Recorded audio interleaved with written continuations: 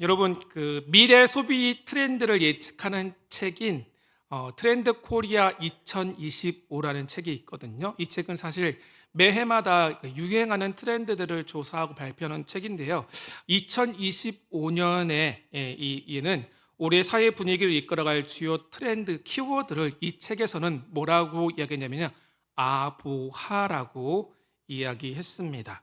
여러분, 아보하가 뭔 줄 아십니까? 모르시군요. 바로 아보하는 어떤 의미냐면 이런 말입니다.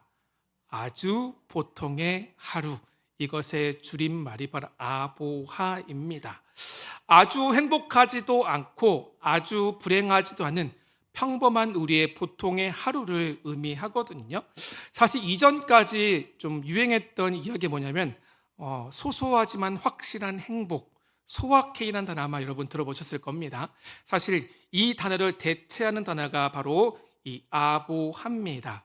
아무래도 소확행은요, 다분히 남에게 어떤 내 삶을 드러내는 것들이 있거든요. 하지만 아보하라는 이 트렌드는 뭐냐면 남에게 내 삶을 드러내거나 과시하지 않고 내 삶에 보다 차분한 마음으로 집중한다는 차이가 있다고 합니다. 그래서 이 아부하는 그저 평범한 일상에서 평온한 삶을 살아가고자 하는 사람들의 어떤 흐름, 트렌드를 의미하고 있습니다. 사실 생각해 보면 우리는 매일매일 이 아보하의 삶을 살아가고 있습니다. 그렇잖아요? 우리가 살면서 가끔은 아주 조금 특별한 일들을 경험하기는 합니다. 하지만 대부분의 우리 일상은 어제와 오늘이 크게 다르지 않고 우리의 내일 역시 오늘과 크게 다르지 않을 거거든요. 예를 들자면 이런 모양인 거, 직장인들은 매일 아침 비슷한 시간에 일어나서 식사를 하고 비슷한 옷을 입고 같은 만원 버스나 지하철을 타고 회사에 출근합니다. 그리고 출근한 뒤에는 어제 했던 일과 비슷한 일 또는 어제 했다 중단했던 일을 이어서 오늘도 어제와 비슷한 삶을 하루하루 계속해서 살아간다는 거죠. 이게 바로 뭐냐면 우리의 평범한 일상입니다. 그런데 이러한 평범한 일상을 살다 보면 우리 마음 가운데 가끔은 이런 생각이 들기도 합니다. 아, 내가 이렇게 살다가 혹시나 남들보다 뒤처지는 것은 아닌가라는 그런 두려움이 우리 안에 찾아오기도 합니다. 그래서 그런 나의 걱정을 주위 사람들에게 나누면 또 삶을 나눠보면 이야기를 들어보면 사실 대부분 나와 비슷한 삶을 삽니다. 내가 그런 걱정과 염려에 사로잡혀 있듯이 내 주위에 있는 사람들 역시 대부분 비슷한 하루하루를 살아가고 있고 그들 역시 이런 염려 가운데 살아가고 있다는 거죠. 결국 내 주위 사람들 다들 이렇게 사는구나라는 생각을 하게 되면 우리 안에 알게 모르게 어떤 위안을 얻기도 합니다. 그런데 우리가 여기서 좀 주의할 것은 무엇이냐면요, 바로 이것입니다. 함께 읽어볼까요? 매너리즘은 감사를 잃어버리게 한다. 반복적인 이런 일상, 특별할 거 없는 우리의 반복적인 일상은 가끔 우리에게 매너리즘을 빠지게 만들고 이러한 매너리즘에 사로잡히다 보면 우리 안에는 감사가 사라지게 된다는 거죠. 성경은 분명 우리에게 말씀하기를 범사에 감사하라고 말씀하셨습니다. 기쁠 때나 슬플 때나 일이 잘 될 때나 안 될 때나 반복되는 일상 가운데서도 우리로 하여금 감사하라고 말씀하셨습니다. 그런데 이러한 반복되는 일상 가운데 우리가 매너리즘에 빠지다 보면 우리는 스스로 속고맙니다. 우리가 살아가고 있는 평범한 일상의 가치를 평가절하하고 하나님이 우리의 평범한 일상 가운데 주시는 은혜와 사랑, 하나님의 일하심과 하나님의 역사들을 우리는 잊어버리고 만다는 겁니다. 출애굽 이후에 광야 생활했던 이스라엘 백성을 한번 생각해 보세요. 사실 광야에서 이스라엘 백성들은 매일매일 매 순간순간이 하나님의 은혜였고 하나님의 역사였으며 그들은 기적을 경험하며 살았습니다. 그렇잖아요. 아침마다 눈을 뜨면 만나가 내려서 그들은 아무런 수고 없이 그들은 먹고 반석에서 물이 솟아나면 그 물을 마셨습니다. 광야에서 밤낮에 큰 일교차도 불구하고 구름기둥과 불기둥이라는 일종의 자동 내농방 시스템 덕분에 그들은 광야에서도 건강을 유지하며 버틸 수가 있었습니다.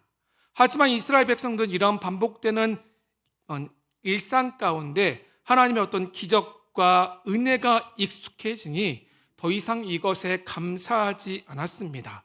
오히려 매일매일 내 삶에 부어진 하나님의 은혜와 이러한 기적들은 오히려 당연한 것이라고 여기고 살았다는 사실입니다. 하지만 사랑하는 성도 여러분, 우리의 성도의 삶에는 특별한 의미가 있습니다. 세상 사람들은 우리를 향해 예수 믿는 사람의 삶이나 우리 삶이나 별반 차이가 없다라고 이야기할 수 있지만 예수 믿는 성도의 삶은 분명 세상과 다릅니다. 바로 우리에게는 세상과 구별된 분명한 삶의 목표와 방향이 있다는 거죠. 과연 그것은 무엇입니까? 바로 이것입니다. 함께 읽어볼까요? 하나님을 기쁘시게 하는 삶. 바로 우리는 하나님을 기쁘시게 하는 삶을 살아가고 있습니다. 우리는 이미 예수님과 함께 십자가에 못 박혔습니다. 그래서 더 이상 내 욕심과 정욕을 따라 살지 않습니다. 우리는 오직 주의 나라와 하나님의 영광을 위해서 살아갑니다. 다시 말해 주님을 기쁘시게 하는 삶을 살고 있습니다. 그래서 우리는 이것을 늘 염두에 두고 있기 때문에 먹든지 마시든지 무엇을 하든 간에 우리의 삶을 통해 하나님의 영광이 나타나기를 소망합니다. 이것이 바로 하나님께서 구원받은 백성인 성도에게 부여하신 선물하신 삶의 분명한 목표와 방향이라는 사실을 기억하시기를 바랍니다. 이 사실을 믿고 옆에 있는 성도에게 이렇게 한번 서로 축복해 볼까요? 한번 이렇게 축복하겠습니다. 하나님이 당신을 기뻐하십니다. 인사하겠습니다. 하나님이 당신을 기뻐하십니다. 한 번 더 인사하겠습니다. 주의 영광을 위해 삽시다. 주의 영광을 위해 삽시다. 아멘. 이것이 바로 우리 성도의 분명한 삶의 목표요 방향이라는 사실입니다. 이것은 하나님이 우리에게 주신 선물이에요. 오늘 함께 읽었던 데살로니가 전서를 보게 되면요, 데살로니가 교회는 사실 바울이 2차 전도 여행 중에 세웠던 교회입니다. 바울은 이 데살로니가 교회에 대한 특별한 애정이 있었어요. 이유가 무엇이냐면 사실 다른 곳과 달리 바울은 데살로니가에서 사실 3주밖에 사역을 하지 못했습니다. 3주라는 짧은 기간 동안 그곳에서 복음을 전하며 사역할 때 놀랍게도 그곳 가운데 많은 복음의 열매가 맺어졌고 그 결과 교회가 세워지게 됐어요. 하지만 바울의 대적들은 바울을 가만두지 않았습니다. 결국 바울은 3주 만에 거의 대적들에게 쫓기다시피 데살로니가를 떠났습니다. 아무래도 오랜 시간 동안 성도들과 교회를 말씀으로 사랑으로 섬기지 못했다 보니 바울 마음 가운데 늘 데살로니가 교회 성도들 향한 간절한 그리움과 어떠한 애틋함이 있었다는 거죠. 이러한 마음 가운데 있는 바울은 4장에서 뭐라고 말씀하고 있냐면 하나님을 기쁘시게 하는 삶이 무엇인지에 대해서 오늘 4장에서 말씀합니다. 그러면서 1절에서 이렇게 당부하고 있습니다.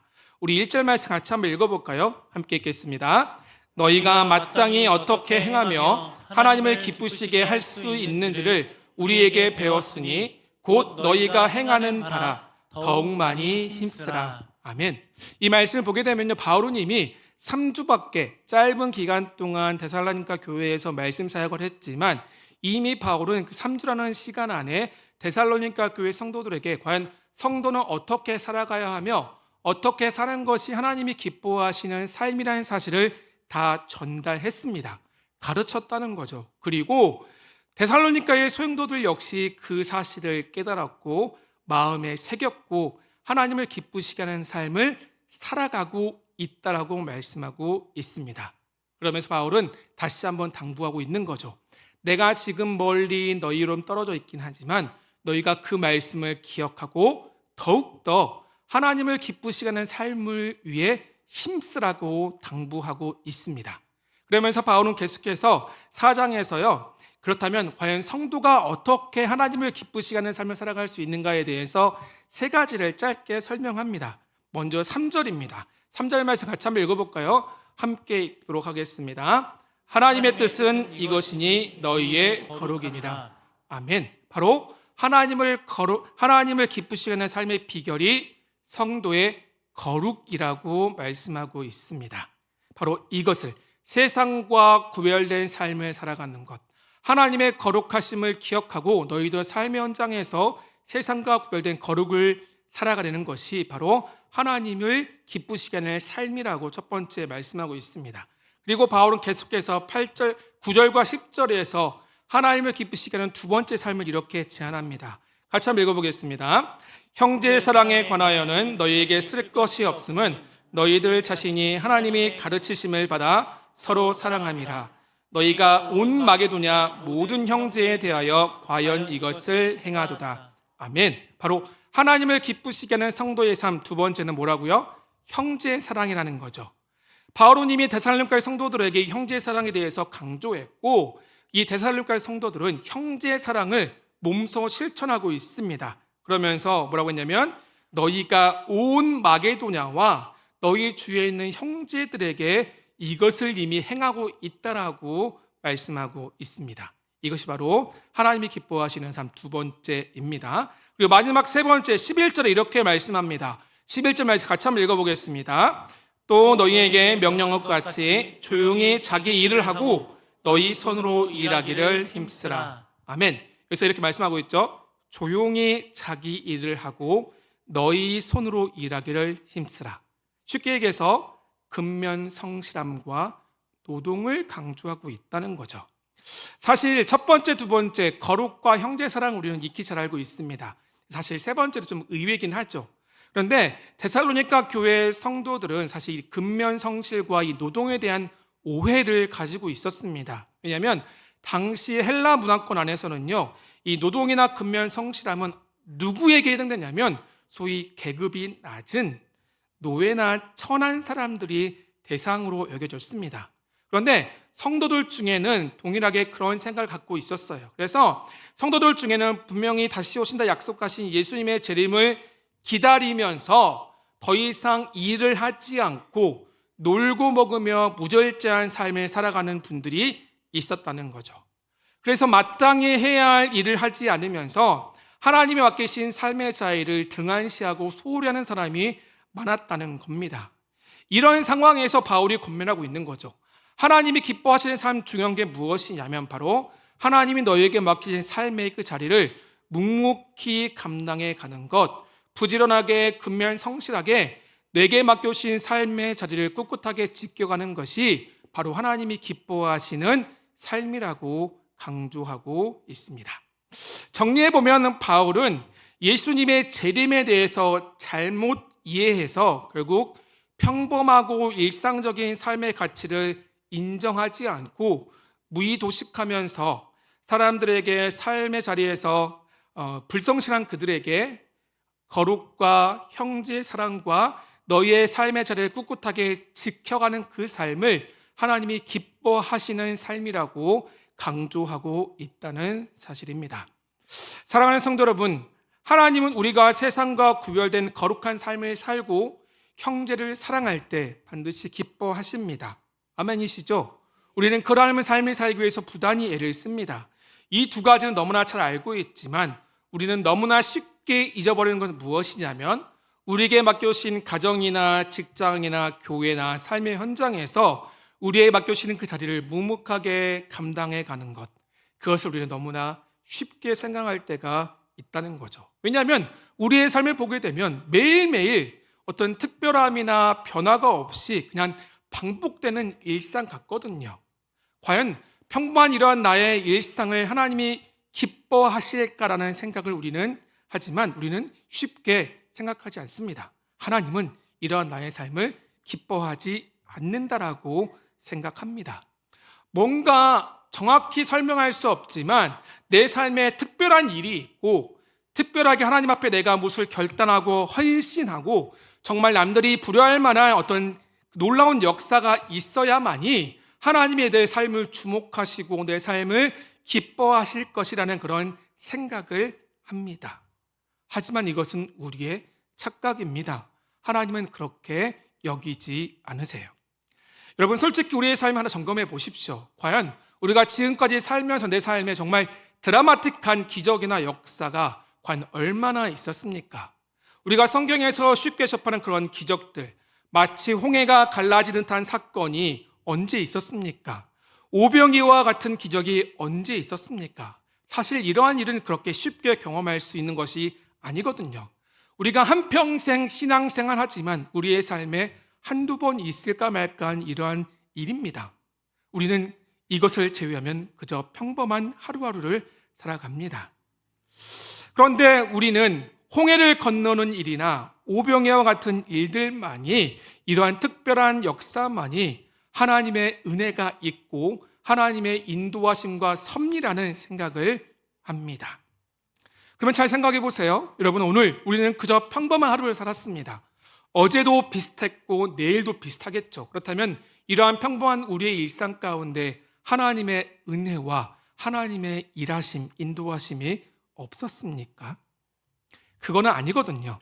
오히려 아무런 변화가 없고 너무나 평범한 일상, 반복적이고 지루해서 우리를 자꾸만 매너리즘에 빠지게 하는 우리의 평범한 일상 중에도 홍해를 건너는 사건이나 오병이어 사건만큼이나 크고 놀라운 하나님의 은혜와 인도하심이 여전히 있다는 사실을 기억하시기를 바랍니다. 그럼 사랑하는 성도 여러분, 우리는 우리의 평범한 일상의 가치를 재발견해야 합니다. 하루하루 우리의 삶을 더욱더 귀하게 여기시기를 바랍니다. 비록 남들과 비교했을 때 내 삶이 그렇게 주목할 만한 일이 아니고 차뺏기 돌듯 반복적인 너무나 평범한 일상인 것 같지만, 그렇다 할지라도 하나님이 우리에게 맡기신 이 소중한 일상을 더욱더 귀하게 여길 수 있기를 주의 이름으로 축원합니다. 이유가 무엇입니까? 바로 이 이유 때문입니다. 같이 한번 읽어볼까요? 물방울 바위를 뚫다. 비 오는 날 그 처막 끝을 보면 지붕에서 물방울이 떨어집니다. 그러면 한 방울 한 방울 떨어지는 그 물방울이 모래바닥을 패이게 하고 또 시간이 지나면 바위도 움푹 패이게 합니다. 아무런 힘도 없고 약해 보이는 물방울 그 하나가 쌓이고 쌓이면 계속해서 시간이 지나면 결국 바위를 뚫는 엄청난 힘을 보여준다는 사실이죠. 성경을 보면 놀라운 기사와 이적 같은 하나님의 역사와 은혜의 사건들이 많이 기록되어 있습니다. 그래서 우리는 뭔가 이러한 좀 특별한 사건에 더 주목할 때가 많아요. 하지만 우리가 조금만 더 여유를 가지고 말씀을 대해보면 그런 특별한 사건이나 은혜가 있기까지는 성경에 기록되는 수많은 그 하나님의 일꾼들, 주인공들 역시 평범하고 일상적인 하루를 살아갔습니다. 그리고 그들의 그런 평범한 일상이 쌓인 뒤에 비로소 때가 참에 그들 가운데 하나님의 은혜와 역사가 나타났다는 사실입니다. 다시 말해서 아무것도 아닌 것처럼 보이는 우리의 일상들이 모여서 결국 하나님의 큰 일과 새 일이 우리의 삶에 나타났다는 사실입니다. 거인 골리앗 앞에 섰던 다윗을 생각해 보세요. 다윗이 물맷달로 골리앗을 쓰러뜨릴 수 있었던 이유가 무엇입니까? 다윗은 날마다 양치로 나가서 양치는 그 현장에서 물맷돌을 날마다 던졌습니다. 수없이 물맷돌을 던지는 연습을 했고 그 일상의 실력이 쌓인 뒤에 하나님은 그러한 다윗을 사용하셨다는 거죠. 다윗의 물맷돌 실력은 하루아침에 완성된 것이 아니라는 겁니다. 쌓이고 쓴 그런 일상 가운데 그 위에 하나님의 특별한 은혜가 부어질 때 하나님은 그를 통해서 역사하셨습니다. 요셉도 마찬가지거든요. 요셉이 형들에게 팔린 뒤에 보디발의 집에서 가정 총무를 맡다가 억울하게 누명을 쓰고 감옥에 갇혔습니다. 그리고 그곳에서 10수년을 보냈습니다. 요셉에게 있어서 그 시간들은 고통의 시간이었고 괴로움의 연속이었습니다. 하지만 요셉의 삶을 보게 되면요, 요셉은 그런 하루하루 평범한 일상 가운데 그것이 지나고 쌓여서 비로소 하나님이 그에게 주셨던 그 꿈과 비전이 이루어지는 그 기쁨의 날을 그가 경험하게 되었다는 사실입니다. 결국 하나님은 이러한 평범한 일상을 통해서 다윗과 요셉을 비로소 하나님의 역사의 주인공으로 세워주셨습니다. 바로 이러한 관점에서 다시 한번 우리의 평범한 일상을 생각해 보면 우리의 평범한 일상은 다음 두 가지 의미가 있습니다. 바로 이것입니다. 첫 번째 함께 읽어볼까요? 우리의 일상은 바로 이것이, 함께 읽어보겠습니다. 믿음의 훈련장이다. 우리의 삶은 믿음의 훈련장입니다. 사진을 제가 하나 준비했는데요. 보시면 이게 이집트 사막에 있는 버섯 바위입니다. 신기하죠? 또 하나 더 있습니다. 이거는 대만에 있는 여왕 바위라고 합니다. 여왕의 옆모습 같다고 이야기를 하더라고요. 사실 이 바위는요, 오랜 시간 동안 바람과 비가 이 바위를 만들었습니다. 아무런 힘이 없는 것 같았던 바람과 비가 지나가면서 결국 돌이 깎여서 이런 멋진 장관을 만들어냈습니다. 우리의 삶도 마찬가지라는 거죠. 하나님은 분명 우리 삶 가운데 뜻하신 바 하나님의 뜻, 계획이 분명히 있습니다. 그리고 하나님은 그 뜻을 이뤄가시기 위해서 우리를 훈련의 시간 가운데 던져두시고 훈련의 시간을 통해 우리의 삶을 하나하나 다듬어 가신다는 사실입니다. 결국 하나님은 우리의 평범한 일상을 그 믿음의 훈련장으로 사용하고 계신다는 거죠. 마치 출애굽 이후에 40년 동안 광야에 생활하면서 하나님은 애굽에서 노예였던 그들의 삶을 다시 한번 하나님의 거룩한 백성으로서 하나하나 바꿔주셨고, 또 그들의 삶을 새롭게 하시고 목이 곧은 그들을 하나님만 바라보는 하나님의 백성으로 바꾸셨잖아요. 마찬가지로 하나님은 지금 오늘 이 순간에도 우리의 평범한 일상을 통해서 우리를 다듬고 또 다듬어서 하나님이 사용하시기 합당한 사람으로 만들어가고 계심을 기억하시를 바랍니다. 우리의 믿음은 지금도 하나하나 성장하고 있습니다. 어떻게요? 매일매일 변함없는 우리의 평범한 일상을 통해서 우리의 시선과 마음이 하나님께로 향하게 하십니다. 그리고 우리 주님께서 인정하시는 그리스도의 장성한 분량에 이르는 그 믿음에 이르기까지 하나님의 손길 우리를 다듬어가고 계심을 기억하시기를 바랍니다. 다음으로 하나님은 우리의 평범한 일상을 이렇게 사용하십니다. 같이 한번 읽어볼까요?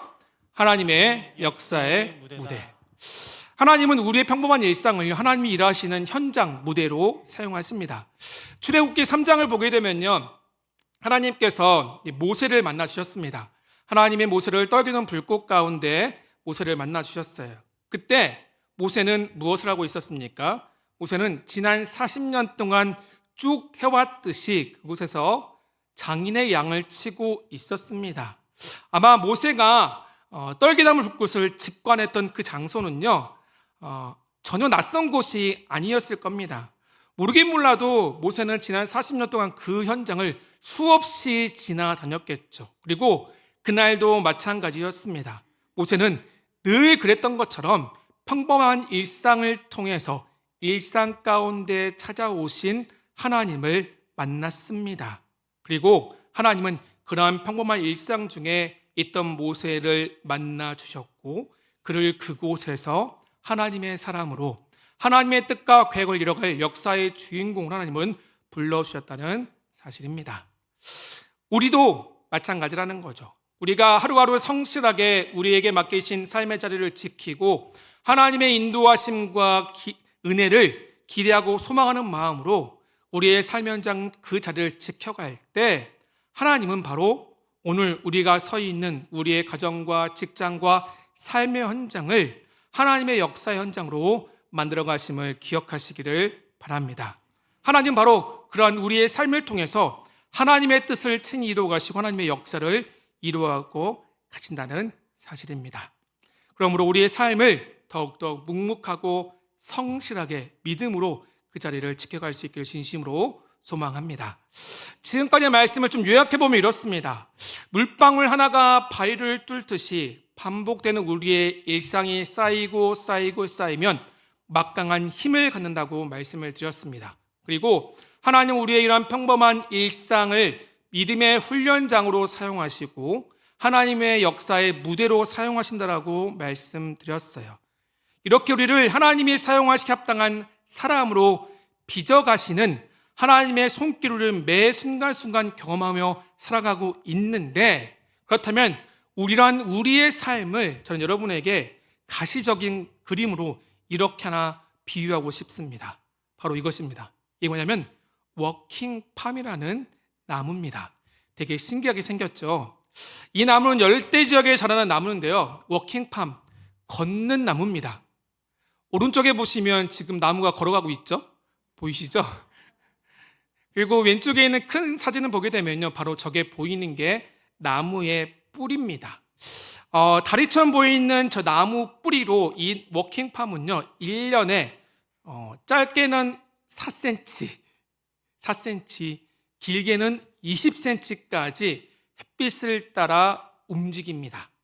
어떻게 걷냐면요, 앞쪽으로 새로운 뿌리를 내리고 뒤쪽의 뿌리는 이제 잘라서 걷어들인 다음에 나무가 점점점 앞으로 움직인다는 거죠. 사실 우리 눈에는 나무가 움직이는 것이 보이지 않지만 지금도 저 워킹팜은 조금씩 전진하고 있습니다. 또 있습니다. 신기한 사진인데요. 바로 뭐냐면 움직이는 돌입니다. 이 돌은 미국 캘리포니아의 그 모하비 사막의 데스밸리에 있는 돌인데요. 이 돌은 스스로 움직입니다. 하나의 무게가 약 300kg 정도 되는데 1년에 이 돌은 더 많이 움직입니다. 1년에 180m까지 움직인다고 합니다. 과학자들이 너무나 놀라서 이 돌에 GPS를 장착하고 1년 주기 이것을 관찰했더니 180m까지 이 돌이 움직였다고 합니다. 움직이는 비결은 무엇이냐면 사막에 비가 내리면 물이 돌 아래로 스며들인 다음에 기온이 떨어지면 그게 얼음으로 얼어붙었다가 살짝 녹으면 이제 돌이 움직일 수 있는 상황으로 바뀌는데 이때 사막의 강한 바람이 돌을 밀어서 움직이게 한다는 거죠. 우리 눈에 비록 보이진 않지만 워킹팜은 오늘도 걷고 있고 움직이는 돌 역시 조금씩 앞으로 전진하고 있다는 사실입니다. 바로 하나님도 바로 여러분의 삶을 이렇게 빚어가고 계십니다. 하나님 바로 여러분의 삶을 이렇게 인도하고 계신다는 사실입니다. 우리가 그저 지루하게 느끼는, 따분하게 느끼는 평범한 일상을 통해서 우리의 삶을 빚어가십니다. 때로는 우리 인생 가운데 찾아가는 고난과 아픔을 통해서 한 걸음 더 전진하게 하셔서 저와 여러분의 삶을 통해 하나님의 뜻을 이루시고 하나님의 영광을 나타내는 거룩한 도구로 우리를 사용하시는 사실을 기억하시기를 바랍니다. 사실 오늘 바울은 데살로니가 4장에서 이렇게 데살로니가 성도들에게 너희의 그 평범한 일상을 귀하게 여기라고 말씀하고 있는데요. 앞에서 말씀드렸다시피 왜냐하면 데살로니가 성도들이 예수님의 재림에 대한 오해가 있었습니다. 그리고 그런 오해를 깨고 평범한 일상 가운데 최선의 삶을 살라는 그 이유 때문에 이렇게 권면을 하고 있습니다. 하지만 사실 바울 역시 주님이 언제 오실지는 알 수 없었습니다. 언제 주님이 오실지는 알 수 없지만 분명한 사실은 우리 주님은 도적같이 반드시 우리 가운데 임하신다고 약속하셨습니다. 우리가 그때가 언제인지 알 수 없지만 주님은 반드시 이 땅 가운데 우리의 삶에 다시 오신다고 약속하셨어요. 그리고 바울은 이 사실을 믿고 지금 데살로니가 성도들에게 당부하고 있는 겁니다. 사실 우리의 삶도 마찬가지입니다. 사실 하나님이 우리의 삶을 어떻게 과연 하나님이 세상이 주목할 만하게 하나님의 뜻과 하나님의 영광을 드리는 거룩한 도구로 사용하실지, 과연 우리를 어느 때까지 훈련시키시고 우리의 삶을 하나님이 인정하시고 세상에 주목할 만한 하나님의 역사의 장으로 사용하실지 우리는 알 수는 없습니다. 하지만 분명한 사실은 어제도 그랬고 오늘도 마찬가지로 지금 이 순간에도 하나님은 저와 여러분의 삶을 하나님 손 안에서 하나하나 빚어가신다는 사실입니다. 바로 여러분의 삶은 지금 하나님 손 안에서 공사 중이라는 사실을 믿으시기를 바랍니다. 그때가 언제인지 모르나 하나님은 반드시 여러분을 거룩하게 사용하신다는 사실입니다. 그렇다면 사랑하는 성도 여러분, 아무런 변화가 없고 너무나 평범한 우리의 일상의 가치를 다시 한번 발견할 수 있기를 진심으로 소망합니다. 설교 서두에 말씀드린 아보하 기억하시죠? 아주 행복하지도 않고 아주 불행하지도 않는 보통의 하루를, 여러분의 그 보통의 하루를 더욱더 소중히 여기시고 우리의 아보하를 통해 우리를 점점 하나님이 인정하시는 존귀한 온전한 사람으로 빚어가시는 그 하나님의 섭리의 손길을 기대하는 우리 모두가 되길 주의 이름으로 축원합니다. 이런 믿음을 갖고 하나님이 맡기신 그 삶의 자리에서 더 성실하고 감사한 마음으로 그 자리를 묵묵히 지켜가는 성남제의 모든 성도 되기를 주의 이름으로 축원합니다. 우리 같이 함께